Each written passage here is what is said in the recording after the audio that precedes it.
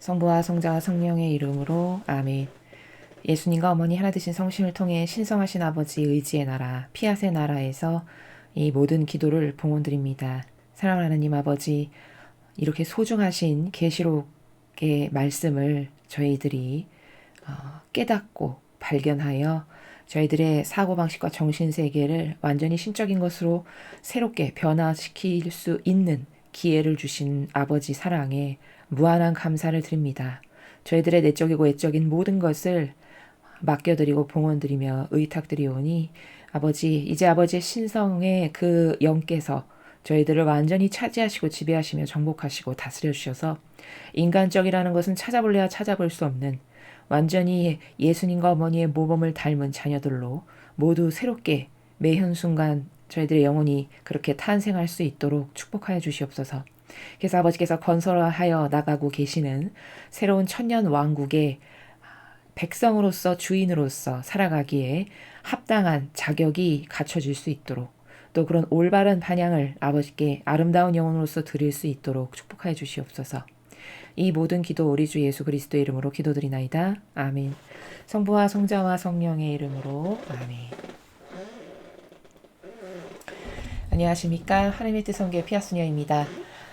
지난 시간에 이어서 이제 오늘도 계시록 학습을 이어나가려고 합니다.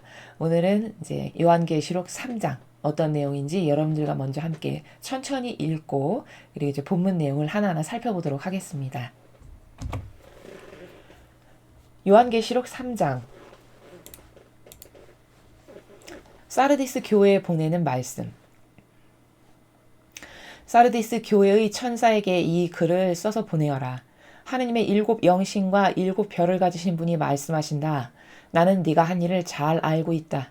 네가 살아있다는 말이 있지만 실상 너는 죽었다. 그러므로 깨어나거라. 너에게 아직 남아있는 것이 완전히 숨지기 전에 힘을 북돋아 주어라. 나는 네가 하는 일이 내 하느님께서 보시기에 완전하다고 생각하지는 않는다. 그러므로 네가 그 가르침을 어떻게 받았으며 어떻게 들었는지를 되새겨 그것을 굳게 지켜라. 그리고 네 잘못을 뉘우쳐라. 만일 네가 깨어있지 않으면 내가 도둑처럼 너에게 나타날 것이다. 그리고 너는 내가 어느 때 너에게 나타날지를 결코 알지 못할 것이다. 그러나 사르디스에는 자기 옷을 더럽히지 않은 사람이 몇 있다. 그들은 하얀 옷을 입고 나와 함께 다니게 될 것이다. 그들에게는 그럴 만한 자격이 있다.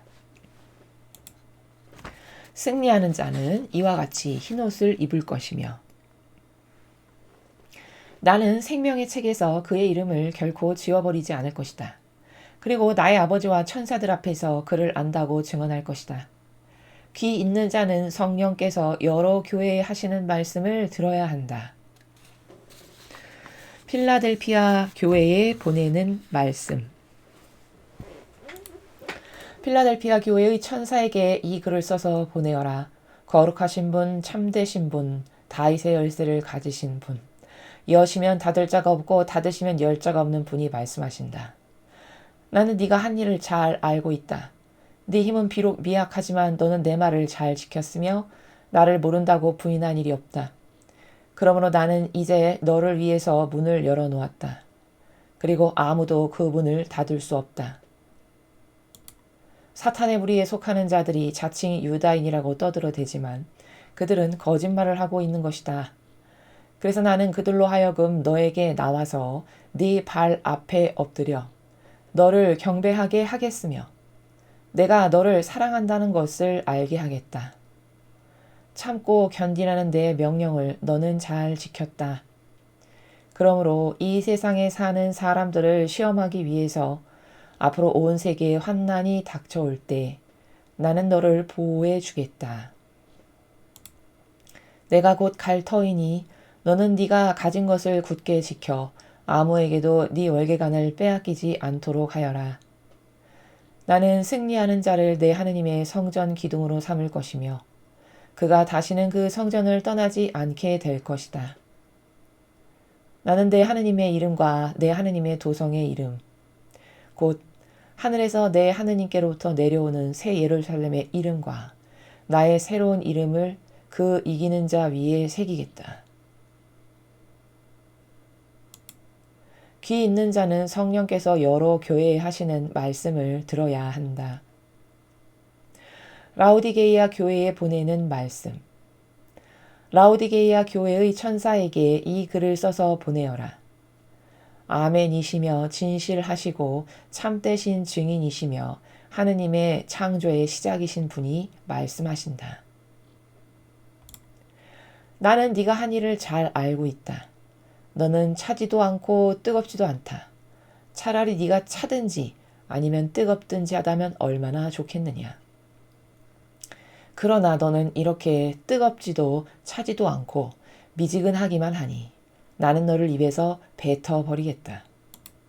너는 스스로 부자라고 하며 풍족하여 부족한 것이 조금도 없다고 말하지만 사실은 네 자신이 비참하고 불쌍하고 가난하고 눈멀고 벌거벗었다는 것을 깨닫지 못하고 있다.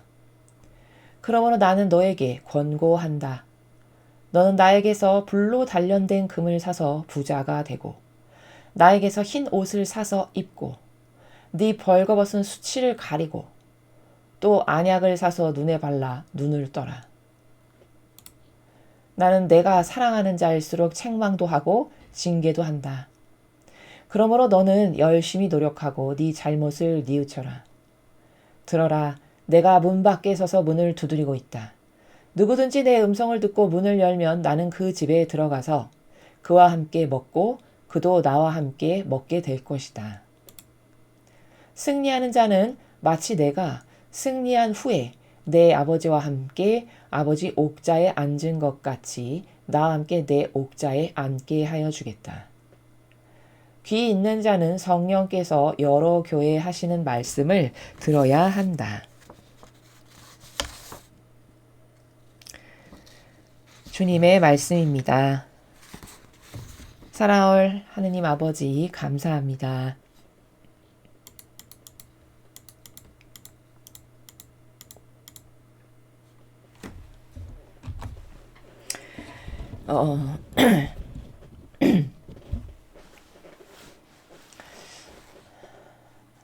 우리가 앞 시간에 지난 시간에 이제 요한계시록 2장에 대해서 학습을 하였습니다.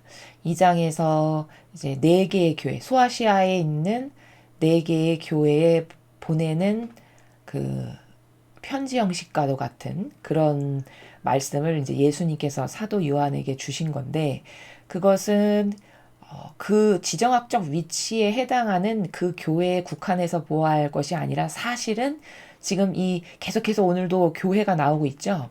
이 7개 교회에 예수님께서 주시는 메시지, 이 예언의 말씀은 앞으로 그리스도 교가 주님께서 이 지상에서 12명의 사도를 통해서 세우신 그때부터 마지막 시대에 이르기까지 이런 시대의 과정을 거치게 될 거다라고 하는 예언을 주신 거다. 아시아 교회에 빗대어서 이렇게 제가 말씀을 드렸죠. 그래서 앞에 4개 교회 시대까지 이 앞 시간에 배웠습니다. 그래서 마지막 4번째 교회 시대가 어떤 시대였냐면은 교황권이 중세시대 1260년 동안 무려 아주 맹위를 떨치면서 심지어 왕보다도 더 권력을 좌지우지할 수 있었던 시대. 그게 실제 세계사 역사에 있었던 일이잖아요. 그래서 황제가 맨발로 눈밭에서 한겨울에 3일 동안 손이 발이 되도록 빌어가지고 용서받고 돌아갔던 사건이 실제 있을 만큼 그 정도로 강력했던, 그 정도로 파워풀했던 무소불위의 권력을 떨쳤던 시대가 요 앞에 배웠던 마지막 4번째 시대의 교회, 거기까지 우리가 지난 시간에 학습을 했습니다. 이제 오늘 이 3장은 나머지 3개 시대의 교회에 대해서 예수님께서 계속 사도 요한을 통해 앞으로 그 3개 시대 교회가 어떤 잘못을 저지르고 잘한 것은 무엇이며 이런 잘못된 방향, 올바르게 잘한 방향에 대해서 말씀을 하시는 그런 예언의 말씀인데, 정말 이제 그러한지 우리가 요 예언을 통해서 다시 한번 하느님의 말씀이 얼마나 참되고 정확하신지를 확인할 수 있는 그런 또 하나의 입증의 자료가 되는 것이죠. 자, 그럼 이제 첫 번째 등장하는 교회가 보니까 사르디스 교회 이렇게 나옵니다. 이게 5번째 시대 교회인데요. 자, 5번째 시대에 도래할 교회. 먼저 이 사르디스라는 말을 제가 좀 어원을 찾아봤는데 요 앞에 첫 번째 시대부터 네 번째 시대까지는 제가 어원을 살펴볼 생각을 못했는데 이 어원을 여러분에게 말씀드리면 더 빨리 캐치가 되고 이해가 잘 되실 것 같아서 이 어원을 한번 말씀을 드려보겠습니다. 요 사르디스라는 단어가 이게 이제 헬라어로, 다시 말해 그리스어로 무슨 뜻을 갖고 있냐면 남아있는 것들이에요. 남아있는 것들. 그러니까 네 번째 시대의 교회가 교황권이 맹위를 떨치면서 무소불위의 권력을 휘둘렀던 시대였잖아요. 그 시대를 지나서 5번째 시대가 되니까 그 정도로 교황권이 맹위를 떨쳤으니까 어떻게 됐을까요? 부정부패가 말도 못하겠죠. 그렇죠? 왜냐하면 거칠 것이 없으니까. 자기네 세력 앞에 자기네를 뭐 제지하거나 이건 아닙니다. 틀립니다. 달라져야 됩니다. 이런 것을 감히 말하는 세력이 꿈도 꾸지 못할 만큼이었기 때문에 교황권이라고 하는 세력이 점점 부패해 가죠. 그래서 오죽하면 제가 이 다니엘서 설명할 때 여러분에게 말씀드렸는데 프랑스 혁명이 왜 일어나게 됐냐면은 그 당시에 프랑스라는 사회가 계급 사회였어요. 근데 1계급이 무려 성직자 교황이었습니다. 첫 번째 계급이. 그 정도로 강력했다는 거예요. 그리고 두 번째 계급이 왕이었어요. 그리고 마지막 세 번째가 일반 시민이었는데 그래서 이 시민들이 그들의 자기네는 그냥 수도꼭지도 금이고 온통 그렇게 펑펑 잘 쓰고 잘 먹고 부자며 이건 뭐 거의 성직자라고 볼 수 없는 지경에 이제 이르는 그런 부패와 부정을 바라보며 너무 박탈감을 느끼는 거죠. 상대적으로. 아니 우리는 이렇게 빵 한 조각도 못 사 먹어서 이렇게 힘든데 저들은 저렇게 아니 무슨 하느님의 일꾼이라면서 저런 부정부패와 저렇게 썩은 가운데에서 살아가도 되는 건가? 이런 이제 시민의식이 깨어나면서 그런 시민혁명이 프랑스 시민혁명이 발발하게 되는 거거든요. 이제 그런 역사적 사건이 이렇게 맥락을 같이 하는 거죠. 여러분이 이런 것을 보실 때는 이게 당연히 영적인 원리에서 보아야 하는 거는 거시적 관점에서는 맞는 건데 이런 역사적 배경을 제가 왜 말씀드리냐면 그래야 이해가 그 역사적인 진실과 영적인 세계의 원리가 함께 가동되면서 이해가 잘 되거든요. 그래서 이제 말씀을 드리는 겁니다. 이제 그 정도였다는 거고, 이제 그렇게 살다 보니까 어느 정도로 썩었냐면, 여러분 예전에 그 세계사 시간에 학교 다니실 때 배운 게 기억나실지 모르겠는데, 저는 그게 여러분에게 이런 이제 이 내용에 대해서, 계시록의 내용에 대해서 말씀을 드리다 보니까 좀 자료를 몇 개 좀 조사를 하다가 발견하게 되니까 예전에 학교 때 배웠던 것이 막 더불어서 막 생각이 나던데요. 어느 정도로 썩었냐면은 이 성직 계급을 막 돈 주고 사고 팔 수 있고 그리고 사생아가 그렇게 많고 왜냐면 그들이 성으로 문란해서 이런 일들이 엄청 많았다라는 것이 어떤 그 세계사적 사건 같은 것을 찾아보면 나오더라고요. 이제 그 정도로 타락하고 썩고 부패했던 시기 그 교회의 시기가 지금 여기 사르디스 교회에 보내는 말씀이 바로 그 시대를 두고 말씀하시는 거다라는 겁니다. 그래서 사르디스라는 단어의 어원을 찾아보니까 이게 헬라어인데 남아있는 것들. 남아있는 게 별로 없다는 거예요. 남아있는 것들. 이제 그 시대를 말씀하시는 거다. 이것을 여러분이 먼저 아시고 이 내용을 보시면 더 이해가 빠르게 잘 되실 수 있습니다. 사르디스 교회 천사에게 이 글을 써서 보내라. 자, 7 천사, 예수님이 오른쪽에 7개 별을 들고 계셨는데 그 7개 별이 7 교회의 각각을 수호하는 지키는 천사들의 영이다 이렇게 말씀하셨잖아요. 1장에서 그 천사 중에 하나, 5번째 교회를 지키는 천사, 그에게 이 글을 써서 보내라. 하나님의 7 영신과 7 별을 가지신 분이 말씀하신다. 나는 네가 한 일을 잘 알고 있다. 네가 살아있다는 말이 있지만 실상 너는 죽었다. 자, 7 영신과 7 별을 가지신 분은 예수님이시죠. 그렇죠? 예수님이 이 계시의 주인으로서 내가 지금 너에게 전한다. 이런 위엄과 권위의 나라에서 말씀하시는 거예요. 근데 네가 한 일을 내가 잘 알고 있는데 너는 살아있다라고 말들 하겠지만 실상 넌 죽었다. 자, 이게 무슨 뜻이냐면 인간적 눈으로 봤을 때는 살아있는 것으로 보여. 교황권이. 그쵸? 엄청 돈도 많아. 뭐 떵떵거리면서 무소불위의 권력을 휘두러. 근데 그렇게 그거 자기네들이 이제 가진 것으로 그 풍요로 점점 썩어서 썩을 대로 썩어가는. 그러니까 사실 너는 죽은 거다. 다시 말해 천상에서 봤을 때 천상 나라에서 영적으로 너는 죽은 바랑 똑같다. 이렇게 말씀하시는 겁니다. 근데 너무 맞죠. 그쵸? 영적으로는 죽은 거죠. 이미 그 교회가. 그 정도로 타락했다면. 그러니까 인간들이 봤을 때 이 교회는 이렇게 번화하고 번창하고 이렇게 무소불위의 권력이 있고 그렇게 말하겠으나 천상에서 봤을 때 너의 영혼은 이미 죽은 것과 똑같은 상태다. 이렇게 말씀하시는 겁니다. 그러므로 깨어나거라. 너에게 아직 남아있는 것이 완전히 숨지기 전에 힘을 북돋아 주어라. 나는 네가 하는 일이 내 하느님께서 보시기에 완전하다고 생각하진 않는다. 그러니까 깨어나라는 거는 너 다시 예수님께서 12 제자에게 그리스도 교회를 세우시면서 신적인 기본 질서를 가르치셨잖아요. 성도들을 이렇게 내가 이런 보이는 모범을 보고 베드로에게 맨날 이렇게 말씀하셨죠. 부활하신 예수님이 너 나를 사랑하느냐? 예, 주님 사랑합니다. 너 나를 사랑하느냐? 예, 사랑합니다. 3번이나 물어보셨어요. 왜 물어보셨냐? 너 나를 사랑하거든 내 양들을 잘 돌봐라. 부활하신 예수님이 베드로를 만나서 처음으로 하신 말씀이 그거예요. 너 왜 이렇게 공동체 다 파토내고 여기 와서 물고기 잡고 있니? 이런 거 물어보시지도 않았어요. 그렇게 부족했는데도 그런 거 다 침묵하시고 오셔서 고기 좀 가져와라 하시더니 제자들 이렇게 앉혀놓고 고기 구워주시면서 하시는 첫 번째 말씀이 뭐였습니까? 너 나를 사랑하냐? 예, 주님 사랑합니다. 너 진짜 나를 사랑하냐? 예, 제가 주님을 사랑하는 줄을 주님이 아십니다. 너 나를 사랑하니? 3번이나 물어보셨어요. 왜 그렇게 3번이나 물어보셨을까? 그게 베드로가 그 이전에 예수님을 모른다고 3번이나 부인했죠. 닭이 울기 전에 너는 나를 모른다고 3번이나 부인할 거다. 근데 진짜 그렇게 됐잖아요. 얼마나 이 영적인 나라가 얼마나 디테일하고 섬세한 나라냐면요, 여러분.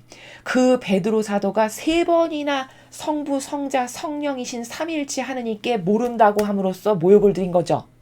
그 모욕 드린 것을 다시 회복시켜 주시려고 너 나를 사랑하냐를 성부, 성자, 성령에 해당하는 각각의 3번으로 물어보신 거예요. 그 앞에 그가 지은 죄, 그가 부족했던 것을 다시 올바르게 되돌려 주시느라. 이 정도로 정확한 나라입니다. 영적인 세계가. 그래서 다시 그가 사도직의 업무를 해나가는데 결격 사유가 되지 않게끔. 얼마나 예수님의 사랑이 작은 배려와 섬세한 그것까지도 신경을 써서 한 영혼에게 다가가셔서 필요한 것을 주시는지 잘 아시겠죠? 한 문장만 봐도 알 수 있는 거예요. 거기 숨어있는 원리가 이런 겁니다. 아무튼 그래서 그렇게 다 되돌리셔가지고 너 나를 진짜 사랑한다면 있지? 너 내 양들을 잘 돌봐라. 예수님의 목표는 늘 목적은 어떻게 하면 아버지께서 나에게 맡겨주신 양들을 잃어버리지 않고 내가 그들을 잘 이끌까. 이게 유일한 관심사였어요. 그래서 그들을 살리려고 목숨까지 바치신 거 아닙니까? 그 자녀들을. 그렇죠? 그러면 그게 모범이에요. 하나님의 일꾼으로 저는 자원합니다. 그러면 네가 내 양들을 돌보는 데 있어서 나처럼 목숨까지도 내놓을 수 있는 너는 각오가 돼 있냐? 돼 있다면 너는 한번 하나님의 일꾼 해봐라. 이런 거거든요. 그거를 제자들에게 가르쳐 주시는 거예요. 부활해서 오신 예수님이 그 정신을 이 제자들이 다 잊어버리고 생업에 뛰어들어서 또 세상적인 것에 연루돼서 살고 있으니까 이걸 다시 취합해서 모아가지고 다시 온전한 주님의 일꾼으로 사도답게 살아가게끔 하려니까 어떻게 될까요? 정신교육을 다시 해야 되겠죠. 그렇죠? 정신개조를 다시 해야 되잖아요.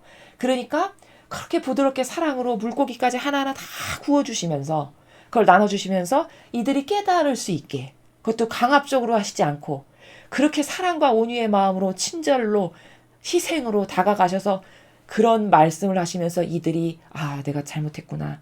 이렇게 마음의 동요가 일어나고 다시금 잘해야 되겠다라고 하는 회개가 일어나서 아버지의 일꾼으로서 잘 살아갈 수 있게끔 동료와 격려를 하시려고 그렇게 그 제자들 앞에 나타나신 거거든요.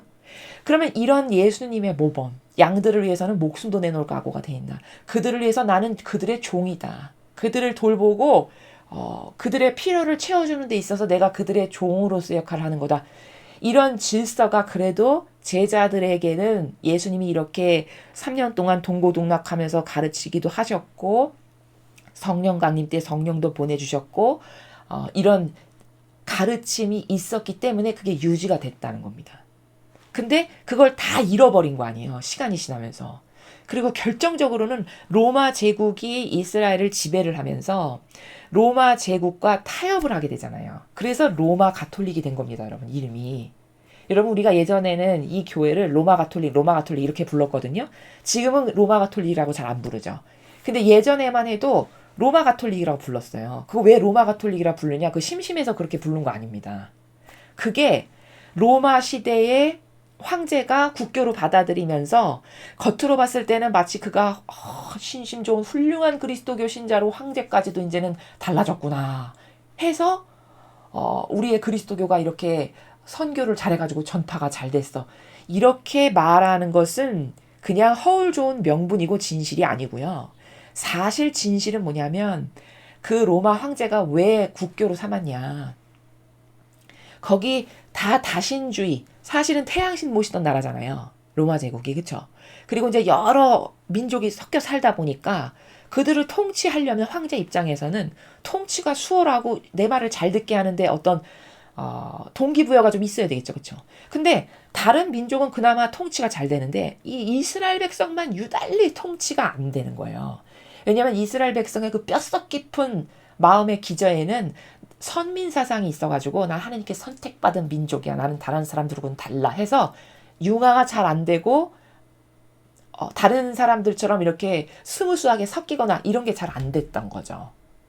그 민족의 속성이나 또 하나님을 믿고 따르는 것에 있어서 열심했던 그 사람들 때문에 그러다 보니까 이거 통치하기는 너무 힘든데 해서 그럼 내가 황제인 내가 그리스도교를 받아들이겠다. 그렇게 해서 국교로 삼으면 이들이 여기 협력 잘하겠죠.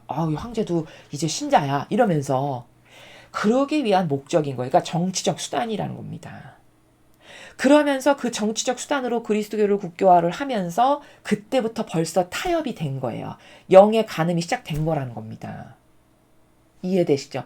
그래서 사실 12제자가 다 순교해서 죽었잖아요. 12제자 이후로는 그리스도교의 명맥이 사실상 끊어진 거예요. 왜냐면 예수님의 정신을 더 이상 따르는 자가 없으니까. 사실은 12명의 제자가 자기랑 똑같은 또 다른 12명의 제자를 만들어 놓고 죽었어야 되는 건데 이게 올바른 계승과 전통이 되게 하려면 그들이 미처 그렇게까지 생각을 못한 거죠. 그러다 보니 이 정신이라는 게요. 그렇게 꼿꼿하게 유지되는 게 쉬운 일이 아니지 않습니까? 여러분도 일상생활에서 이 신앙생활을 하는데 세상에서 살아가면서 신앙생활 하는 게 참 어려워요. 이런 말씀 하시거든요. 그게 왜일까? 그게 보통 강하지 않고서는 정신력이 금방 휩쓸리기 쉽거든요. 인간의 그 나약성 때문에. 이제 그런 것이 있기 때문에 이들이 이 그리스도교의 전통을 잘 유지하려면 자기 밑에 수하를 또 만들어 놓고 그들도 또 수하를 만들어 놓고 이게 있었으면 이 정도까지 안 됐을 텐데 그게 딱 끊어지다 보니까 그때부터 그냥 거침없이 영의 간음이 들어오면서 게다가 로마의 지배를 받다 보니까 그 로마의 그 다신주의 문화와 게다가 또 황제가 내가 그리스도 국교로 선포해 줄게. 그럼 대신 너도 이런 건 좀 받아줘. 이러면서 타협을 했단 말이죠. 그래서 태양신을 모셨는데 일요일 썬데이가 왜 썬데이가 된 거냐. 태양신을 모시는 이들이 삼았던 그걸 받아들여서 그게 주일로 된 거예요. 사실은 그 일요일이 주일이 아니었습니다. 원래는. 성경을 보면 그것도 다 알 수 있는 내용인데요. 이렇게 다 타협이 된 거죠. 그래서 지금 여기서는 깨어나라. 어떻게? 원래 예수님께서 세우셨던 가르침과 전통과 정신으로. 그 말씀이에요. 너에게 아직 남아있는 것이 완전히 숨지기 전에 너에게 그 쬐끄만 불씨 하나가 지금 남아있는데 그게 완전히 꺼져서 패망하기 전에 어서 빨리 정신 차리고 깨나라. 나는 네가 하는 일이 내 하나님께서 보시기에 완전하다고 생각하지 않는다. 그 다음에 그러므로 네가 그 가르침을 어떻게 받았으며 어떻게 들었는지를 되새겨 그것을 굳게 지켜라. 자, 이제 이게 이 행간을 이해가 되시죠? 네가 예전에 가르침 받았던 거, 예수님 그리고 그들의 제자들이 가르쳤던 그것을 이게 그리스도의 가르침이야. 예수님의 정신과 가르침과 모범은 이랬어. 그걸 어떤 가르침을 받았는지 도대체. 그리고 어떻게 들었는지를 다시 되새겨서 다시 리마인드를 해가지고 그거를 굳게 지켜라. 이렇게 말씀하시는 거예요. 그리고 네 잘못을 뉘우쳐라. 네가 그렇게 권력 좋아해, 돈 좋아해, 성으로도 타락해. 그래갖고 완전히 부패해서 썩을 대로 썩어가지고 이런 중세 암흑 시대에 이르게까지 한 이런 잘못들. 네가 예수님의 정신이 있니, 모범이 있니, 가르침이 있니, 신적 질서를 아니. 아무것도 없는 거죠, 그렇죠? 완전 세속화, 세상적인 걸로 다 물들어가지고 그런 잘못들을 뉘우쳐라. 만일 네가 깨어있지 않으면 내가 도둑처럼 너에게 나타날 거다. 그리고 너는 내가 어느 때 너에게 나타날지를 결코 알지 못할 거다. 이건 예수님도 말씀하시잖아요. 신약에서, 성경에서. 어느 날 밤에 갑자기 나타나서 너를 데려갈 건데 너 저 곳간에 있는 거 다 그때 되면 누구게 되니? 이런 말씀하시죠. 그렇죠? 어떤 어리석은 청년이 내가 이렇게 많은 수확물을 거뒀으니까 내가 이제 저거를 곳간에다가 다 저장해 놓고 아주 그냥 보신주의자로 떵떵거리면서 잘 살아야지. 이랬다는 거 아니겠습니까? 그랬더니 그렇게 말씀하셨다잖아요. 이 어리석은 자야. 네가 하나님 앞에는 그렇게 인색하고 너한테는 그렇게 넉넉하니 내가 오늘 밤에 너를 나타나서 오늘 밤에 데려가. 그럼 네가 그렇게 열심히 너를 위해서 저렇게 쟁여놓은 거 모아놓은 거 그거 다 누구 거가 되겠니? 이렇게 말씀하시잖아요. 똑같은 인간이지 않습니까? 이게 그렇죠? 그러니까 어느 날 어느 때에 나타날지 모르니 정신 차려라 지금 더 늦기 전에 이런 말씀입니다. 그러나 사르디스는 자기 옷을 더럽히지 않은 사람이 몇 있다. 자, 그럼에도 불구하고 그렇게 썩은 그 중세 암흑 시대에 타락할 대로 타락한 그 교환권하고는 협력하지 않는 그것과 하나 되거나 절대 그것에 동조하지 않는 그런 사람이 몇 있다요, 몇 있다. 얼마나 소수면 몇 있다라고 하십니까? 그렇죠? 그런 사람이 그래도 많이 있다. 이게 아니고 몇 있다, 몇. 그들은 하얀 옷을 입고 나와 함께 다니게 될 거다. 자, 타협하지 않은 그런 세력과 절대 타협하거나 동조하지 않은 그들은 하얀 옷을 입고 나와 함께 다니게 될 거다. 그러니까 이 하얀 옷을 입고 다니게 되는 사람들이 누구냐면은 이 계시록 후반부에 가면 나오는데 1000년 동안 예수님과 함께 다스릴 사람들을 두고 하시는 말씀이에요. 그들은 그렇게 협력하지 않은 그들은 하얀 옷을 입고 나와 함께 다니게 될 건데 그들에겐 그럴 만한 자격이 있다. 당연하죠. 타협하고 이렇게 어려운 시대인데 타협하고 협력하고 동조 안 했으니 그 동조 안 하고 타협 안 하려면 쉬웠겠습니까? 이런 시대에 나만 손해 볼 텐데, 그렇죠? 나만 거기서 왕따 당하고, 그렇죠? 그런데 그것을 묵묵히 그래도 하느님은 이걸 원하시지 않아. 아버지는 이걸 바라셔. 예수님은 이렇지 않으셨어. 이건 종교의 올바른 그 신적인 정신이 아니야. 이런 기타 등등해서 그렇지 않은 사람은 하얀 옷을 입고 함께 다닌대요. 그럴 만한 자격이 당연히 있는 거고 여기 이렇게 말씀하시면서 승리하는 자는 이와 같이 흰 옷을 입을 것이며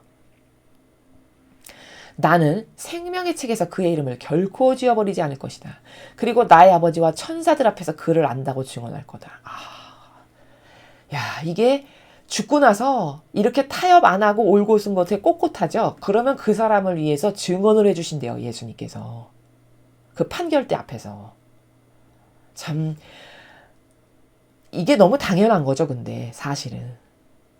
그래서 생명의 책에서 이름이 안 지워지고 오히려 나는 쟤는 이렇게 어려운 시대 이런 종교박해 시대에 이렇게 썩을 대로 썩어서 모든 사람이 그 돈에 하나 되고 그런 문란한 성에 다 하나 되고 이랬는데 이들은 안 그랬습니다. 내가 증언하겠다. 이런 말씀이죠. 귀 있는 자는 성령께서 여러 교회 하시는 말씀을 들어야 한다. 이렇게 해서 이게 5번째 교회에 대해서 예수님께서 예언하신 내용입니다. 그 다음 6번째, 필라델피아 교회에 보내는 말씀. 필라델피아 교회의 천사에게 이 글을 써서 보내어라. 자, 그 7별 중에 하나인 이 교회를 지키는 수호천사에게 보내라 말씀하셨고, 거룩하신 분, 참되신 분, 다윗의 열쇠를 가지신 분, 여시면 닫을 자가 없고 닫으시면 열 자가 없는 분이 말씀하신다. 자, 누굽니까? 그렇죠. 예수님이세요. 지금 끊임없이 첫 번째 교회부터 일곱 번째 교회 이르기까지 예수님을 아주 다각도적인 측면의 관점의 나라에서 예수님의 이런 다양한 특징적인 속성을 부각시키면서 이런 분, 이런 분, 이런 분이라는 것을 깨닫게 하시면서 동시에 그 예언의 주관자가 나다. 내가 지금 이 예언의 주관자다. 이렇게 위엄과 권위를 나타내고 계세요. 제가 그래서 서두에 1장을 배울 때 요한계시록은 다른 예언서하고 굉장히 다른 겁니다. 엄청 아버지께서 아무나 감히 봉인도 못되게 하셨고 이것을 받아 적는 사람조차도 거기 불결한 인간적인 것이 들어가지 않도록 심혈을 기울여서 이 예언서를 우리들에게 주신 거기 때문에 이건 그 정도로 소중하고 그래서 아무나 못 듣게 하시는 거고 자격 없는 사람은 못 듣게 하시겠죠. 아버지께서. 그래서 그것을 듣고 도전해서 하느님 나라에 갈 자격이 있는 영혼들만 깨닫고 듣고 발견해서 노력하고 이렇게 하시는 그런 중요한 예언서입니다. 제가 서두에 말씀을 드린 겁니다. 그래서 자, 그 예수님께서 말씀을 하시는데 자, 여섯 번째 교회에게 뭐라고 말씀하시냐.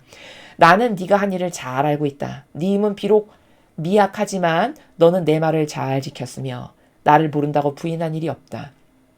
자, 먼저 지금 이게 여섯 번째 교회의 이름이 필라델피아잖아요. 그쵸? 근데 이 필라델피아도 아까 제가 어원을 말씀드리면 더 이해가 쉽기 때문에 조사해 봤다고 말씀드렸죠. 이 필라델피아라는 이 단어도 헬라어로, 즉 그리스어로 형제의 사랑이에요. 형제의 사랑. 그러니까 이 여섯 번째 교회 시대는 교회가 엄청 부흥했던 시대예요. 어떻게 갑자기 부흥한 시대가 오는 거냐면 요 바로 앞전 다섯 번째 교회가 그렇게 교황권이 썩을 대로 썩어가지고 막 돈 받고 성직 팔고 성적으로 문란하고 이랬다라고 말씀드렸잖아요. 그러다 보니 이건 아니야. 이건 틀렸어. 잘못됐어. 해서 거기에 반기를 든 세력이 있었어요. 그게 95조의 개의 반박문 냈던 이런 뭐 루턴이나 칼뱅이나 이랬던 사람들이 이건 아니야. 틀렸어. 했던 사람들 중에 한 명인 거거든요. 그 시대에. 예를 들면 이제 그런 사람들과 같이 이건 아니야. 잘못됐어. 해서 종교개혁이 일어나죠. 그렇게 해서 종교개혁이 일어난 다음에 이제 그 다음에 부흥이 확 열려요. 부흥의 시대가 와요. 그래서 왜 우리나라도 잠시 그 교회가 굉장히 부흥했던 시대가 왜 80년대 여러분 요때 생각나세요? 이 로마 가톨릭이 어땠는지 굉장히 신자가 많았어요. 한번 영세 받으면 막 엄청 많이 받으시고 그때 막 주일에 성당을 가면 발 디딜 틈이 없어가지고 여기 복도에 의자 이렇게 늘어놓고 복도에 좀 늦게 가면 앉고 이 정도로 사람 많았거든요. 그 정도로 부흥했던 시대가 이 한국에도 있었잖아요. 그 물살을 타고 넘어와가지고 바로 그렇게 이제 이건 아니야 틀렸어 해서 자정이 일어나고 종교 개혁이 일어나가지고 그 다음에 이제 급물살을 타고 세력이 확 늘어났고 전 대륙으로 이 그리스도교가 퍼져나갔던 이런 시대를 두고 지금 필라델피아 교회에 보내는 말씀을 바로 그 시대를 두고 하시는 말씀이에요. 그래서 필라델피아 어원을 찾아보니까 이게 형제의 사랑이에요. 딱 맞죠. 그쵸? 자, 그럼 내용을 보면은 나는 네가 한 일을 잘하고 있다. 네 힘은 비록 미약하지만 너는 내 말을 지켰으며 나를 모른다고 부인한 일이 없다. 자, 거기 타협하지 않았던 이들을 지금 이렇게 칭찬하시는 거예요. 소수 아까 몇 있다 하셨잖아요. 다섯 번째 교회 시대에서 그 몇이 소수잖아요. 그쵸? 그러니까 비록 미약하지만 맞죠. 그쵸? 근데 내 말을 잘 지켰고 이건 아니야. 이건 잘못됐어.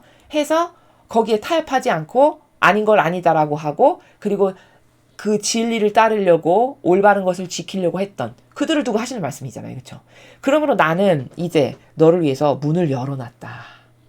그리고 아무도 그 문을 닫을 수 없다. 예수님이 문을 여시고 그 타협하지 않고 꼿꼿하게 옳은 것을 지키려고 했던 세력들을 지금 그들을 위해서 문까지 열어놓고 그 여신 문을 아무도 닫을 수가 없대요. 와, 이 정도로 축복을 지금 많이 해주시는 거죠. 사탄의 무리에 속하는 자들이 자칭 유다인이라고 떠들어대지만 그들은 거짓말을 하고 있는 것이다. 그래서 나는 그들로 하여금 너에게 나와서 네 발 앞에 엎드려 너를 경배하게 하겠으며 내가 너를 사랑한다는 것을 알게 하겠다. 나는 유다인이야. 나는 원조야. 이렇게 한다는 거예요. 근데 그 원조가 사실은 피상적인 거고 사실은 하느님을 진정성으로 사랑하는 게 아니라 다 가짜고 형식적인 거고 이런 거지. 그들에게는 하느님을 사랑해서 뭔가 희생을 하고 내어바치고 이런 것이 없는 그런 사탄의 무리다. 오히려 그들이. 그래서 내가 원조니까 나를 이렇게 떠받들어야 돼. 이런 것은 다 사탄의 무리고 거짓말이다. 오히려 그 가짜들이 나중에 너한테 와서 너에게 경배하게끔 내가 하겠다. 그래서 내가 너를 얼마나 사랑하는지 네가 나의 하나 된 자녀라는 것을 오히려 내가 그들로 하여금 깨닫게 하겠다. 이렇게까지 말씀하십니다. 엄청 파격적이죠. 그렇죠? 참고 견디라는 내 명령을 너는 잘 지켰다. 타협 안 하고 잘 참고 견디고 꼿꼿했다는 겁니다. 그러므로 이 세상에 사는 사람들을 시험하기 위해서 앞으로 온 세계에 환난이 닥쳐올 때 나는 너를 보호해 주겠다. 환난 시대가 닥쳐와도 보호하시겠대요. 내가 곧 갈 터이니 너는 네가 가진 것을 굳게 지켜 아무에게도 네 월계관을 빼앗기지 않도록 해라. 자, 월계관은 승리를 상징하죠. 승리. 바로 사도가 이야기하잖아요. 나는 마침내 월계관을 쓰고야 말 것이며 이렇게 얘기하잖아요. 이 아버지의 뜻을 행하는 이 길에서 마침내 승리하고 말 것이며 이런 말이거든요. 너도 결국에는 그 영적인 이 수많은 열악한 환경 가운데서도 이 싸움에서 너는 승리할 수 있게 조심해라. 그 월계관 승리를 잘 지켜라. 이런 말씀이고 나는 승리하는 자를 내 하나님의 성전 기둥으로 삼을 것이며 그가 다시는 그 성전을 떠나지 않게 될 것이다. 나는 내 하나님의 이름과 내 하나님의 도성의 이름 곧 하늘에서 내 하나님께로부터 내려오는 새 예루살렘의 이름과 나의 새로운 이름을 그 이기는 자 위에 새기겠다 이렇게 말씀하셨어요. 와, 이 12절을 보니까 지금 벌써 새 시대, 즉 천년 왕국의 주춧돌로 세우실 사람들을 뽑으시겠다는 말을 벌써 하세요. 여기서 6번째 교회 시대에서 거기서 정화돼서 그 단련된 영혼들 있죠. 요때 옳게 반영했던 타협 협력 안 했던 내가 걔네들 뽑아다가 새천년 왕국에 내가 얘네들을 주춧돌로 세울 거다. 이 말씀을 벌써 여기서 하신다고요. 6번째 시대에서. 이해되시죠? 자, 그 다음에 귀 있는 자는 성령께서 여러 개 하시는 말씀을 들어야 한다. 자, 이렇게 해서 6번째 교회 시대가 끝났습니다. 자, 그 다음에 드디어 대망의 마지막 교회 라오디게이아 교회에 보내는 말씀. 이게 7번째 교회예요. 라오디게이아가 라오디게이아라는 단어를 또 찾아봤더니 그리스어로 백성을 심판하심 이런 뜻이에요. 백성을 심판하심. 그러니까 심판의 시대라는 거죠. 다시 말해서 7번째 교회가. 즉 지금 라오디게이아 교회라는 것은 우리가 살아가고 있는 이 마지막 말세 시대의 교회를 상징하는 거예요. 지금 우리 이 마지막 시대. 이해되시죠? 자, 그러면 그 시대가 어떻게 될 건지를 벌써 예수님께서 그 옛날에 이렇게 예언을 하신 건데 얼마나 들어맞는지 한번 살펴보겠습니다. 라오디게이아 교회 천사에게 이 글을 써서 보내라. 아멘이시며 진실하시고 참되신 증인이시며 하느님의 창조의 시작이신 분이 말씀하신다. 누굽니까? 예수 그리스도예요. 그쵸? 예수 그리스도를 또 다른 차원의 나라에서 그 속성을 우리들에게 깨닫게 하시죠. 진실하시면서 참되시고 당연하죠. 진리 자체시니까 참되시죠. 증인이시며 자 모든 것의 증인. 왜? 그분이 이 모든 것의 배상과 보속을 하신 주체자이시고 또 마지막 날에 우리를 대변도 해주시는 그런 증인. 그런 증인이시며 하느님 창조의 시작이신 분, 말씀으로 창조가 시작됐잖아요. 그 예수님께서 바로 창조주이신 거거든요. 말씀으로 생멸을 하셨을 때 그 창조의 시작이신 분이 말씀을 하신다. 나는 네가 한 일을 잘 알고 있다. 너는 차지도 않고 뜨겁지도 않다. 차라리 네가 차든지 아니면 뜨겁든지 하다면 얼마나 좋겠느냐. 자, 15절부터 너무나도 맞는 말씀이에요. 지금 시대에. 정확합니다. 정확해. 그쵸? 제가 다른 강의할 때 이런 말씀 많이 드렸죠. 차갑거나 뜨겁거나 둘 중 하나야 된다. 이 가운데는 엄청 나쁜 거다, 속성이. 이런 말씀 많이 드렸어요. 왜냐? 이 가운데는 보신주의자 타협하는 속성이에요. 왜냐? 가운데 있다가 기회를 눈치를 싹 봤다가 오른쪽이 이득인 것 같아. 그럼 얼른 오른쪽인 것처럼 여기 속하고 가만 보니까 거기 속했다가 또 여기가 손해야. 그럼 얼른 발 빼고 또 가운데 있다가 좌측이 이득인 것 같아. 그럼 얼른 여기 가서 내가 원래 여기 하나였던 사람인 것처럼. 이런 처신을 하는 속성이 가운데 차지도 뜨겁지도 않은 미적지근한 사람이 바로 이런 속성이에요. 근데 하느님은요, 차라리 아예 차가워 버리든가 아니면 아예 열정적으로 뜨겁든가 이 양쪽을 쓰시지 이 가운데는 안 쓰신다고 제가 수없이 많이 말씀드렸죠. 여기 말씀하시잖아요. 차갑지도 않고 뜨겁지도 않고 미적지근해서 타협의 달인들, 그저 보신주의자의 달인들, 그게 이 마지막 시대에 다 거의 다지 않습니까? 그쵸? 거의 다예요. 이게 15절이 누구를 두고 말씀하시는 거냐? 종교 생활한다. 그럼 다 여기 해당해요. 15절에. 왜냐? 종교 생활은 누구를 위해서 하는 겁니까? 자기를 위해서 하는 거예요. 복 받고 싶어서, 원하는 게 있어서. 그렇죠? 어느 정도로 자기를 위하냐? 기호정서도 맞아야 돼, 심지어. 그러니까 거기가 틀렸는데도 왜 못 끊냐? 기호정서상 익숙하고 친숙하거든. 거기 가면 나에게 마음의 안정감을 주고 평화를 줘. 그거는 그 마음의 안정감과 평화를 주는 것이 마치 주님이 나를 속삭이시는 어떤 그런 걸로 느끼시는 분들이 간혹 있으신데, 예를 들어 그 교회가 예수님의 정신과 가르침과 모범을 따르는 가운데라면 나에게 참 평화를 주시는 거겠지만, 열쇠를 되돌리신 지가 무려 지금 10년 전이에요. 제가 기억하기로 2013년에 열쇠를 나는 여기서 더 이상 되돌린다 말씀하셨거든요. 메시지에서. 그럼 무려 10년 전에 되돌리셨어요. 그럼 열쇠를 되돌리셨다는 건 더 이상 아버지께서 거기를 부분교회라고 보시지, 옛날엔 그게 주된 세력이었잖아요. 지금 여기서도 다 이렇게 주된 세력으로 인식하고 있죠. 그 교회가 아주 주도적인 중심인 세력으로 인식을 하시잖아요. 근데 부분교회가 됐다는 거거든요. 열쇠를 되돌렸다는 건. 게다가 변질되기가 도저히 이거는 상상할 수 없을 만큼이에요. 너무나도 성경하고 다른 걸 말해요. 너무나도 성경하고 다른 모범을 남에게 강요해. 성도들에게. 그쵸? 그러면 열쇠를 되돌렸고 그 정도로 변질됐어. 그리고 이렇게 계시록의 말씀들을 이렇게 여러분이 후미로 가면 점점 더 느끼실 텐데, 진짜 딱 지금이 여기구나. 이렇게 점점 확신하게 되실 거거든요. 이 후반부로 갈수록. 지금이 딱 여기네. 지금이 여기구나. 이럴 수밖에 없어요. 진리를 배우다 보면은. 그럼 입증이 되기 때문에, 지금은 떠나지 않으면 저주를 끌어들이는 거구나. 이거를 알게 된단 말이죠. 깨닫게 된단 말이죠. 이런 시대예요. 이 정도로 변질된 거예요. 그리고 그 종교 생활은 다 자기를 위한 그런 자기 정서를 만족시키거나 기호를 만족시키거나 내가 원하는 거 바라는 거 내가 좋아지기 위해서 하는 게 다 종교 생활이라고 말씀드렸잖아요. 그렇죠? 근데 신앙 생활이라는 거는 하느님을 사랑하기 때문에 내가 희생을 해도 기쁘고, 오히려 내가 어떤 희생할 거리가 있으면은 오늘 아버지를 위해서 내가 이런 걸 해서 참 행복하다, 영예로 여기는 이런 차원이 신앙생활이에요. 그렇죠? 근데 그 신앙생활은 다 예오 아니오가 분명한 사람들이에요. 사고방식이.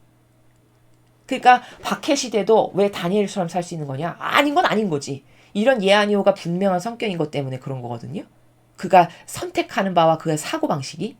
근데 종교 생활을 하는 사람은 일단 왜 예 아니오가 안 되냐? 보신주의자이기 때문에, 나를 위한 거기 때문에 뭔가 이렇게 하면 손해가 될 것 같아서 과감성이 없어요. 그렇죠? 그렇지 않습니까? 이걸 아니요 하려면 왠지 그렇게 했다간 나에게 손해가 올 것 같으니까 일단 생각을 제해. 그쵸? 이런 게 다 역겨운 거예요. 그걸 15절에서 말씀하시는 거예요. 그러니까 이 차든지 뜨겁던지는 굉장히 다중적 관점이 내포되어 있는 차원의 말씀인데 그래서 하나로 설명할 수 없고 여러 가지 차원의 관점이 있어요. 예를 들면은 영성의 차원에서 보자면은 뜨겁든지라는 영성은 사도 바울과 같은 영성인 거고요. 차갑던지 하는 영성은 성모님과 같은 영성이에요. 즉 성모님처럼 있는지 없는지 드러나는지 너무 안 드러나서 계신지 안 계신지도 모를 만큼 겸손과 온유와 자금의 최고봉이셨죠. 그래서 아주 조용하고 그래서 사람들 사이에 드러나지도 않는 그런 조용한 겸손으로 완덕으로 완전히 하나 되는 그런 영성. 그게 차든지에 해당하는 거예요.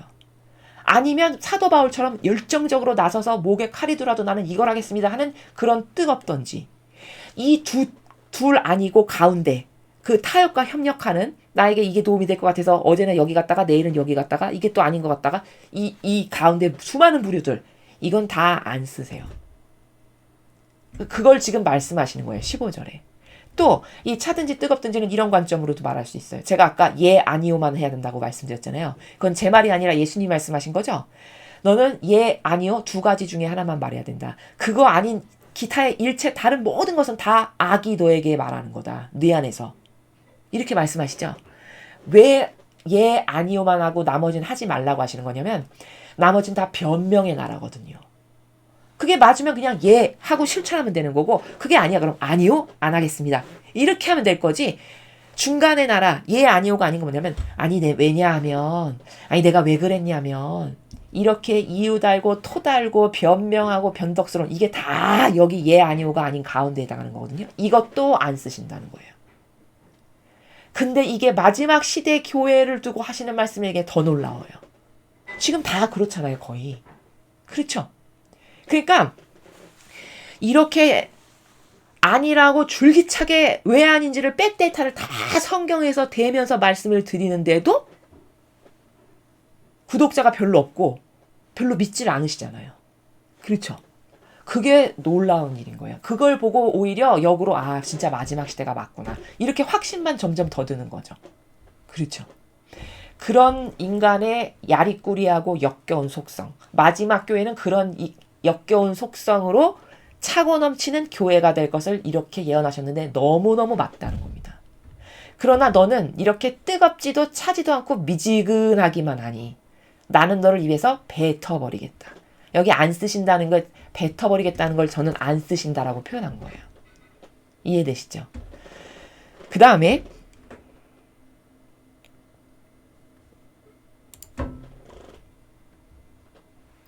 너는 스스로 부자라고 하며 풍족하여 부족한 것이 조금도 없다고 말하지만 요즘 사람들이죠. 요즘 사람들 아쉬운 거 있나요? 웬만큼 다 먹고 살기 때문에 아쉬운 게 없어요. 그러니까 부자하고 풍족하고 부족한 것이 없다. 이게 이 마지막 시대에 인류를 두고 하시는 말씀이지만 말씀이 맞지 뭡니까? 그렇죠?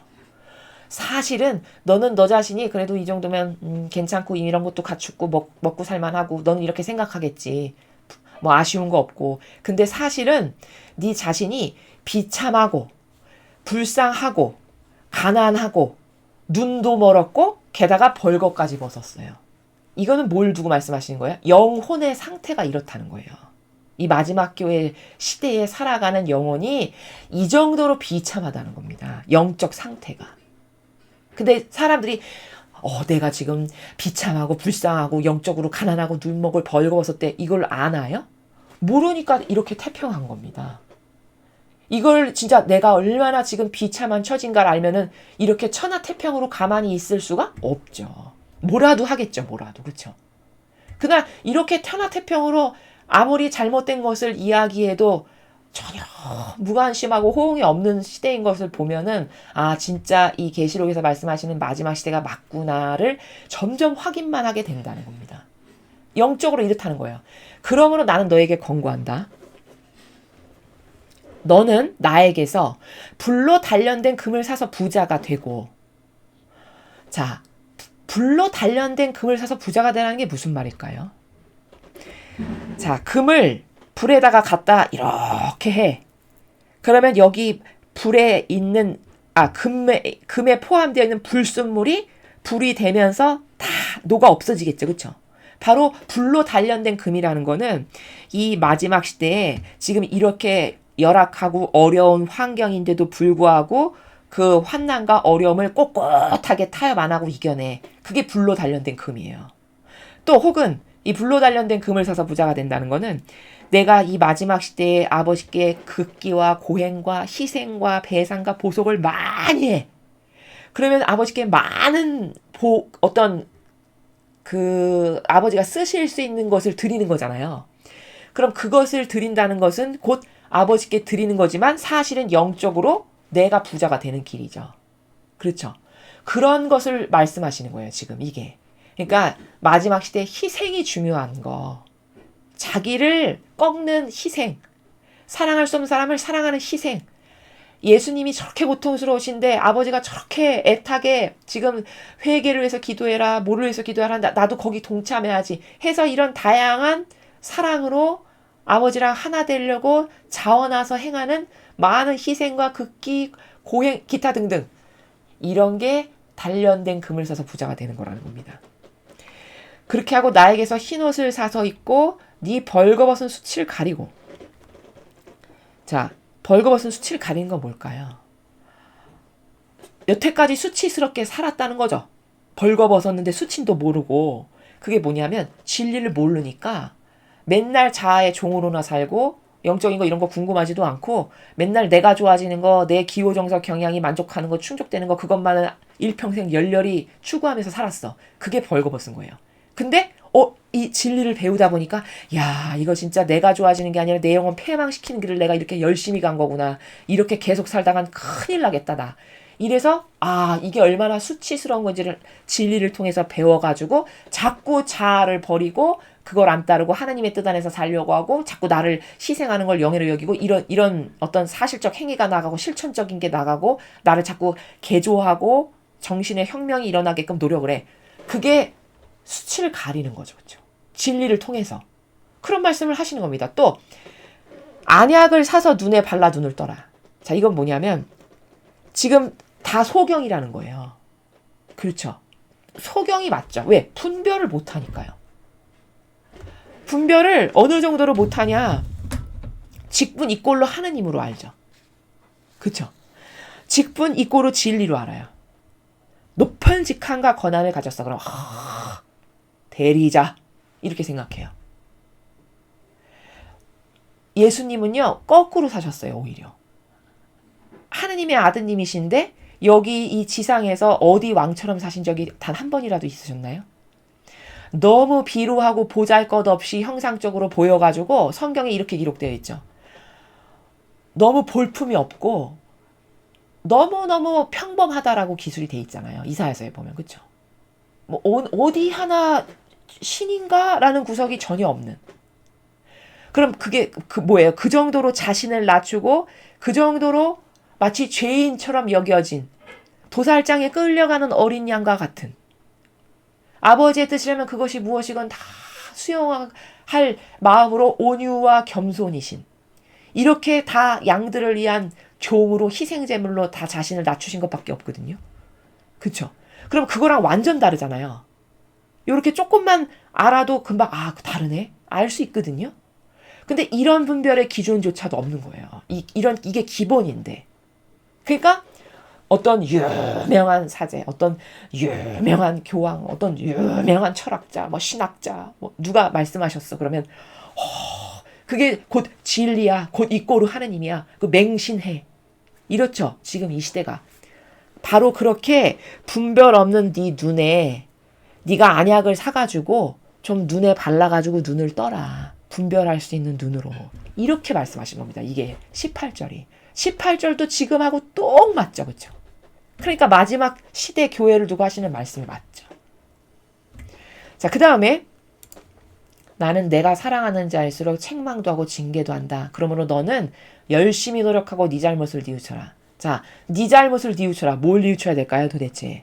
이렇게 예도 아니고 아니오도 하는 미적지근한 가운데에서 타협하고 나를 위해서 모든 걸 다 받아들이고 수용했던 지난날의 이 모든 잘못, 진리를 몰라가지고 분별도 할 줄 모르는데 엄한 곳에 가서 막인 줄도 모르고 하나 되고 열렬히 협력하고 동조했던 거, 그 다음에 자아를 왕처럼 떠받들면서 살아가지고 하나님은 그냥 안개꽃이야, 맨날 내 자아가 신이야, 이렇게 살았던 거 회개할 거리 투성이죠. 그렇죠? 그런 거 다 회개하고 뉘우쳐야 된다. 이런 말씀을 하시는 겁니다. 나는 사랑할수록 더 책망도 하고 징계도 하고 꾸짖으니까 너는 이런 진리의 말씀을 듣고 그 진리에 반하는 것이 너에게서 발견되거든 얼른 잘못했습니다 아버지. 제가 지난날 몰라서 진리를 가르치는 데가 없어가지고 들을 데가 없어서 몰랐습니다. 이제부터는 절대 그런 아버지께 모욕과 역겨움을 드리는 것을 안 하겠습니다. 이렇게 하라는 거예요. 들어라. 내가 문 밖에 서서 문을 두드리고 있다. 누구든지 내 음성을 듣고 문을 열면 나는 그 집에 들어가서 그와 함께 먹고 그도 나와 함께 먹게 할 것이다. 자, 이게 20절이 내가 문 밖에 서서 문을 두드리고 있다. 누가요? 여기 내가가 누굽니까? 예수님이요. 그러니까 이런 거예요. 20절을 제가 표현하면은 쫓겨나신 거예요. 받아들이는 영혼이 없어가지고 집에 문 밖에 쫓겨나셔가지고 그 추워 죽겠는데 와들와들 떨면서 이렇게 문 두드리고 계신 예수님 추상해보세요. 지금 다 그렇지 않습니까? 예수님 필요 없어. 내 자아를 충족시키는 게 더 먼저야. 그 자아를 충족시키는 일이라면 뭐 뭐든지 할 수 있어. 이런 시대잖아요 지금. 그렇죠? 심지어 신앙인마저도 필요하고 아쉬울 때만 찾아. 근데 좀 채워졌어. 만족할 만하고 좀 이제 살만해. 그럼 또 다시 자만이 싹 올라와서 언제 그랬냐는 듯이 또 잊어버리고. 늘 내 중심이고. 이게 지금 이 시대에 만연한 거죠. 이 마지막 교회 시대에. 그렇죠? 그러니까 예수님은 쫓겨나셔서 문 밖에서 발발발 떨면서 이렇게 얘야 하고 문 두드리신 그것을 지금 이렇게 표현하시는 거예요. 쫓겨나신 예수님. 근데 여기서 중요한 비밀이 사실 여기 숨겨져 있거든요. 20절의 행간의 뉘앙스로 숨겨져 있어서 안 보여요. 뭐가 숨겨져 있냐. 강제로 문을 열진 않으신다는 거예요. 발견되셨습니까? 들어라. 내가 문 밖에 서서 문을 두드리고 있다. 누구든지 내 음성을 듣고 문을 열면 자, 내가 내 자유의지가 저는 진리만을 믿고 따르고 절대 인간적인 이런 것을 안 하고 이제는 온전히 진리에 근거한 삶을 살겠습니다 해서 마음을 활짝 열어서 예수님 얼른 들어오세요. 이렇게 해서 네 자유의지가 문을 열면 나는 들어가겠으나 예수님이 강제주의적으로 문을 확 열어가지고 그 영혼에게 들어오시지는 않는다는 뉘앙스가 여기 숨어 있어요. 지금 20절에. 이거 되게 중요한 겁니다. 왜냐? 자유의지를 존중하시기 때문에 강제로는 아무것도 안 하세요. 이렇다 이런 걸 지금 가르쳐는 주시지만 그러나 이런 거 너가 다 들었지? 이제 판단은 네가 하고 분별도 네가 하고 결정도 네가 해. 단 결정한 것에 대해서 넌 반드시 책임을 져야 돼. 이런 나라입니다. 이해되시죠? 그러니까 다 여러분이 결정하셔야 될 일들이에요. 그게 20절에 지금 행간에 숨어 있는 내용이고요.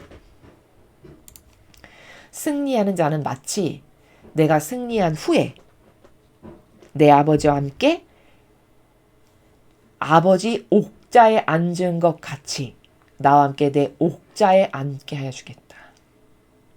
와, 여러분이 지금 비밀이 눈치채셨는지 모르겠는데 아까 6번째 교회 시대에는 나랑 같이 흰옷을 입고 다스릴 거다 이러셨어요. 그 시대에서 승리한 영혼은. 근데 지금 7번째 시대에 오니까 그 시대에 주시는 상급보다 훨씬 커요. 왜냐면 아버지 옥자에 앉은 것 같이 이제 옥자에 앉게 해주신대요. 여기서 뭐 발견하실 수 있습니까? 눈치채셨습니까? 지금 시대가 마지막으로 가면 갈수록 환난도 세고 어려움도 세고 악도 드세요. 근데 동시에 모두 세냐? 상급도 점점 세짐을 발견할 수 있어요. 그렇죠. 왜일까요? 왜 점점 상급이 세질까요? 악도 그만큼 세니까 그 센 악을 이겼으면 그것에 상응하는 상급을 줘야 되니까 상급도 클 수밖에 없는 거예요. 쬐끄만 마귀를 이겼어. 그러면 쬐끄만 마귀를 이긴 것에 상응하는 상급을 주니까 작겠지만 이 마지막 시대는 영적으로 너무나도 열악하고 마귀밥 돼서 죽는 영혼이 거의 다예요. 그럼 그 정도로 마귀가 세다는 거죠. 악의 영향이. 그럼 그 센 마귀를 이기고 그 가운데서도 항상 꼿꼿하고 타협을 절대 안 했어. 그럼 여기는 상급이 커야죠. 이게 21절에 사실은 말씀이에요. 자, 그러면 여기서 정리 또 하나 들어갑니다. 제가 예전에 여러분 마지막 시대는 이렇게 열악하고 어렵지만 은총도 엄청 큽니다. 이 말씀 드렸죠. 그게 21절에 지금 나라예요. 맞죠? 지금 이 시대 맞죠? 그렇죠? 이 시대를 두고 하시는 말씀이라는 거예요. 그러니까 사람은 단편적이면 절대 안 돼요. 단편적 사고방식을 하면은 어디에 치우치게 돼요. 그리고 함몰돼요. 무슨 말이냐? 이 마지막 시대를 사니까 너무 어려워. 힘들어. 악도 너무 많고 고통도 너무 나에게 힘들고 이것만 생각한단 말이죠. 왜 그것만 생각해요? 그렇죠? 그것에 상응하는 빚도 엄청 세다니까요. 단지 내 자유의지가 어디에 반향해서 무엇을 선택할 거냐에 따라서 나는 엄청 큰 빚을 누리는 상급을 받는 자녀가 될 수도 있는 거고, 이렇게 악이 커서 힘들어 죽겠어. 불평불만하고 맨날 변덕 부리고 자아의 종으로 살면 그거 어쩔 수 없죠. 자기 자신의 자유의지가 그걸 선택했으면 그것에 상응하는 것을 받을 수밖에요. 그렇죠. 그러니까 단편적이시지 말고 뭘 볼 때는 어떤 현상이나 사물이나 뭔가를 분별해야 되고 뭔가 결정을 해야 되는 이렇게 양단면. 그러니까 이원론의 사고방식을 동시적으로 가동시킬 수 있어야 돼요. 한 단면만 보면은 실수하고 이상한 선택하게 된다. 이게 답이에요. 자, 21절 했고 귀 있는 자는 성령께서 여러 개 하시는 말씀을 들어야 한다. 자, 이렇게 지금 마무리를 하셨습니다.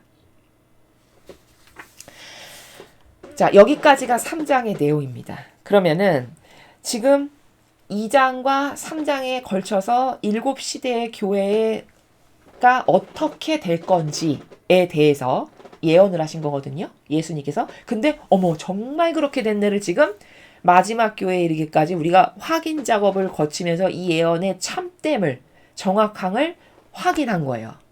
그러면 이제 이쯤 됐으면 7교회까지 다 배웠으니까 우리가 정리를 한번 요약 정리를 하면 여기에 메타인지가 확실하게 되겠죠. 그래서 이제 정리를 좀 하면 자, 이 그림은 뭐냐면은 여러분이 이게 소아시아에 이런 7개의 교회가 있었는가 보다 이렇게 생각해서 막연하면 학습하는 데 있어서 별로 이렇게 메타인지가 강하게 인식이 안 되거든요. 그래서 제가 그 시대의 지도 소아시아 7교회가 있었던 시대의 지도를 지금 제가 캡처해 온 건데요. 여기 이렇게 노란색 테두리 보이세요? 약간 희미하긴 한데 보이시죠? 여기 에페소, 서머나, 베르가모, 티아디라, 사르디스, 필라델피아, 라우디게이아 이렇게 원형으로 시계 방향으로 이렇게 쭉 배열된 게 보이시죠? 요게 진짜 이 시대에 7교회가 있었던 지정학적 위치예요. 여기가 요 7개 쭉 이름들 보이시죠? 요 도시들 그걸 이렇게 표현한 거고요. 그 다음에 이제 이 7교회 보내는 이 예언을 썼던 사도 요한이 반모섬에 갇혀서 썼다고 했잖아요. 그 반모섬이 요거 보이시죠? 여기 밭모라고 써 있는데, 예. 여기 사도 요한이 갇혀서 썼던 장소가 여기입니다. 요 쬐끄만 섬 여기예요. 가까운 근거리죠. 그렇죠? 7교회랑. 그리고 이스라엘은 예루살렘은 여기 오른쪽 하단부 여러분 여기 보이시나요? 여기 유대, 예루살렘, 가이사르 이렇게 써 있잖아요. 여기 예루살렘, 이스라엘은 이제 여기였어요. 이쪽 근방 보이시죠? 여기가 이집트고. 자, 이런 지정학적 위치에서 여기 작은 돌섬에 갇혀가지고 사도 요한이 써서 여기 7개의 교회에다 전하라고 했던 이제 그 시대적인 위치를 여러분에게 보여드리면 조금 더 사실적으로 느끼실 수 있을 것 같아서 제가 이렇게 준비를 해봤고요. 그 다음에 이제 정리를 하면은 2장, 3장을 다 배웠으니까 표 하나로 정리를 했는데요. 지금 7교회가 등장해요. 2장, 3장에 걸쳐서. 근데 그 7교회는 7시대라고 했어요. 7시대, 7영, 7별, 7등경. 이거 다 연관성 있는 거예요. 다중적으로 이해하시면 돼요. 그렇죠? 7등경은 교회를 상징하고 7별은 그 교회를 지키는 천사님들을 상징하고. 자, 이렇게 이해하면 되죠. 그래서 그 7교회가 이렇게 에페소, 스미르나, 베르가모, 티아디라, 사르디스, 필라델피아, 라우디게아까지 다 학습하신 거예요. 근데 그 각각의 교회는 예수 그리스도께서 제자들을 통해서 교회를 세우셨던 때부터 현대에 이르기까지의 각각의 그 교회마다의 시대가 있는데 그때 특징이 뭔가, 어떤 것은 잘 반영했고 어떤 것은 못 반영했는가를 쭉 말씀하셨는데 진짜 그 예언 말씀대로 됐음을 우리가 확인한 거예요. 왜냐면 우리는 후대를 살아가니까 진짜 그런 시대가 있었음을 확인할 수가 있잖아요. 그래서 이 예언이 정말 참되구나라는 것을 발견할 수 있다는 거죠. 그래서 간략하게 정리하면 첫 번째 등장했던 에페소 교회는 여러분이 2장에서 학습하신 거 이렇게 떠올려 보세요. 초대 교회, 그렇죠? 예수님이 돌아가시고 사도들에 의해서 운영되었던 그 초대 교회가 에페소 교회 공동체였어요. 그 다음에 이제 그 다음에 스미르나 교회가 등장하는데 이거는 박해 시대 교회. 로마 제국이 아주 강성하게 힘을 썼던 때 이스라엘을 침략해서 이스라엘을 엄청 많이 박해하고 사람 많이 죽였죠. 진짜 그렇게 역사적으로 우리가 확인할 수 있는 일이잖아요. 바로 그 박해 시대 교회 스미르나 교회가 두 번째 시대 교회였죠. 그 다음에 그 교회를 거쳐서 베르가모 교회에 오니까 타협의 시대라고 제가 설명했어요. 강의에서. 왜 타협의 시대가 된 거냐? 어떤 측면에서 로마 제국이 이제 제국은 점점 땅이 커지고 넓어지고 전쟁을 해가지고 점점 강성해지는데 그러다 보니까 다스릴 분야가 점점 넓어져. 근데 보니까 통치하기가 너무 힘들어. 왜냐하면 다 다양한 종교를 믿고 여러 민족이 살다 보니까 어려움을 겪는 거예요. 그래서 황제가 머리를 쓴 게 뭐야? 아, 내가 이들 중에 제일 다스리기 껄끄러운 민족이 이스라엘 백성이었는데 그들이 아주 열렬한 유일신, 난 이런 거 아니면 절대 타협 안 합니다. 이스라엘 백성이 그런 게 굉장히 강했잖아요. 그러니까 그들이 다른 것을 자꾸 배타적이고 섞이지도 않고 다스리기 어려우니까 안 되겠다. 그럼 내가 그걸 국교로 선언할게. 이렇게 해서 정치적 목적이 있어가지고 국교를 선언했는데 그게 바로 타협이 시작된 거라는 거죠. 그때가. 그래서 로마 제국이 국교로 선포한 타협의 시대가 세 번째 교회의 시대였어요. 진짜 이렇게 됐음을 우리는 알고 있죠. 그 다음에 이제 네 번째 시대에 오면은 2장의 마지막에 나왔던 티아디라 교회. 무려 1260여 년간 교황권이 엄청나게 강력한 힘을 썼던 시대. 그 교황권의 전성시대가 티아디라 교회였고요. 그리고 나서 사르디스, 오늘 여기 요 세 개가 오늘 배운 거죠. 3장에 등장하는 요 후반부. 사르디스 교회는 이제 이 교황권이 무소불위의 권력을 휘두르다 보니까 썩을 대로 썩어가는 거죠. 뭐 금도 엄청 많고 그래서 막 다 수도꼭지도 금이었다라고 했었다라고 제가 여러분에 말씀드렸죠. 그리고 사제직을 막 돈으로 팔고 교환하고 그리고 성적으로 엄청 문란해서 뭐 그런 일들, 이런 썩을 대로 썩다 보니까 그 교황권이 썩어가지고 도대체가 이거는 하느님을 믿는 일꾼이라고는 전혀 생각할 수 없는 그 시대를 중세 종교 암흑 시대라고 해요. 교황권이 완전히 타락한 시대. 그 시대를 사르디스 교회 시대라고 우리가 이야기하고요.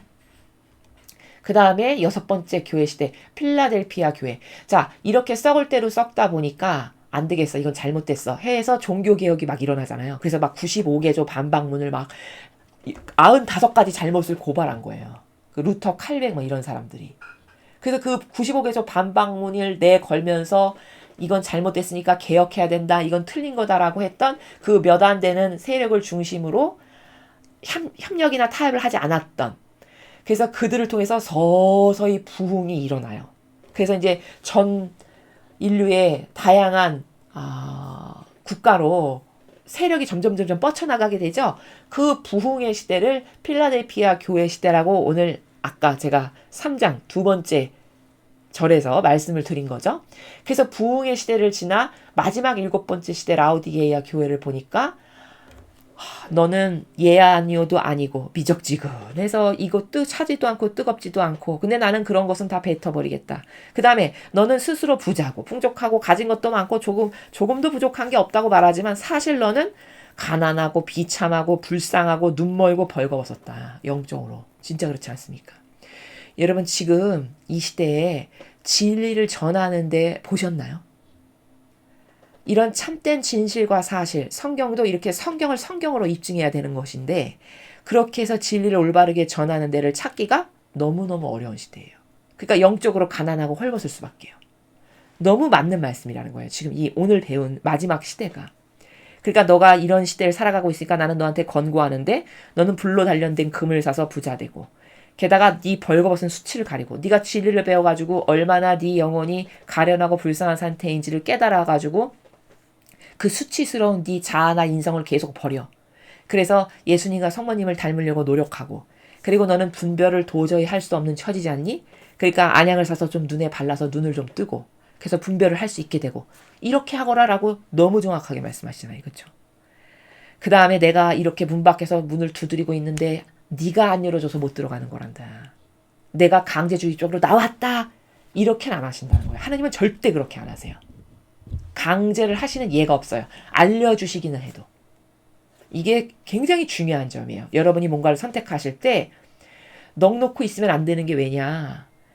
다 자발적이고 주도적이고 내 자유의지가 원하는 것을 선택하게끔 하시지 강제로 너는 이걸 해라 저걸 해라 막 끌어당기고 안 하는 걸 억지로 이런 거는 인간에게나 있지 하나님께는 그런 게 없어요.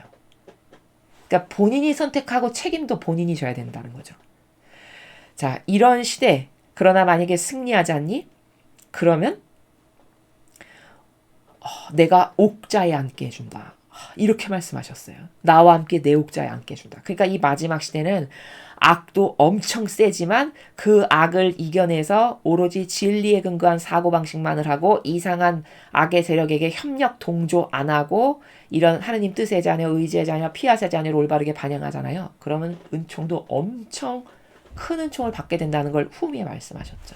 그 마지막 시대의 교회를 오늘 이제 3장 후미에 여러분이 배우신 겁니다. 자, 이렇게 해서 7시대의 교회에 대한 간략한 정리를 마치겠습니다.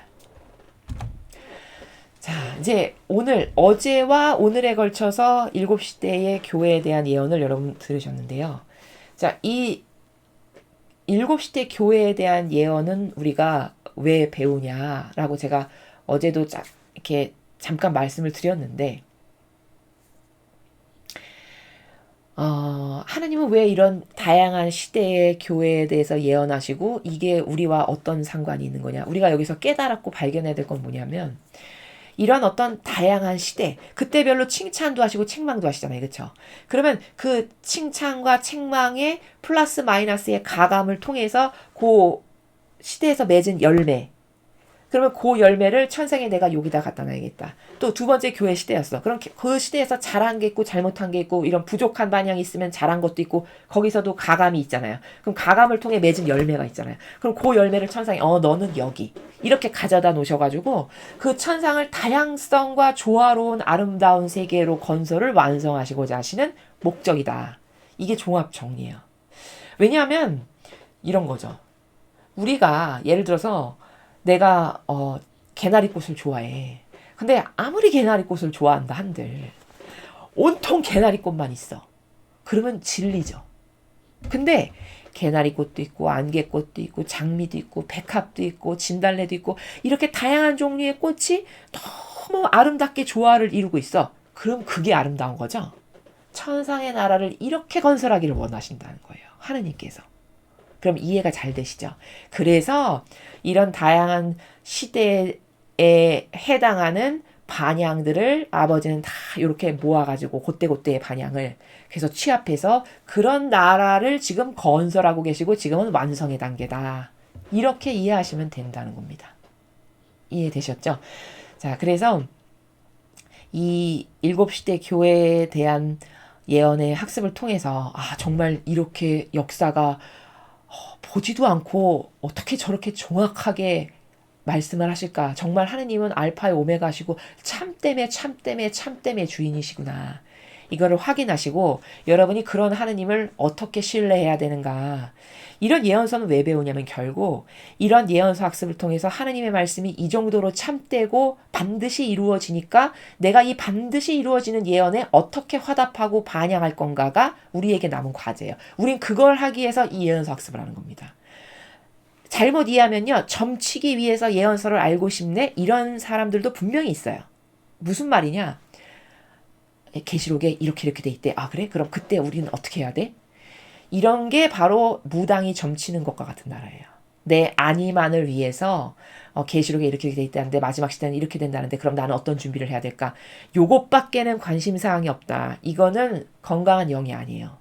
우리가 다니엘서나 계시록을 학습하는 이유는 그 다니엘서와 무려 2500년 전에 말씀하신 다니엘서와 계시록이 얼마나 하느님께서 완벽하게 이루셨는지를 깨닫고 발견하여 신뢰의 깊이를 더 깊이 신뢰하기 위한 하나의 학습이지 그것이 아닌 이상한 삐뚤어진 어떤 관점에서 내가 요원성을 바라는 것이 있다거나 이런 것은 이 예언서를 학습하는 자세나 마음가짐이 올바르지가 않은 거다라는 겁니다. 잘 이해가 되셨죠? 자, 그러면 이제 오늘까지 이렇게 7시대 교회에 대한 학습을 마치겠습니다. 다음 시간부터 여러분과 또 계시록 4장을 가지고 새롭게 또 학습을 하도록 하겠습니다. 장시간 예언서 학습을 하시느라 수고하셨습니다. 이상으로 요한계시록 3장 해설 강의를 마치겠습니다. 감사합니다.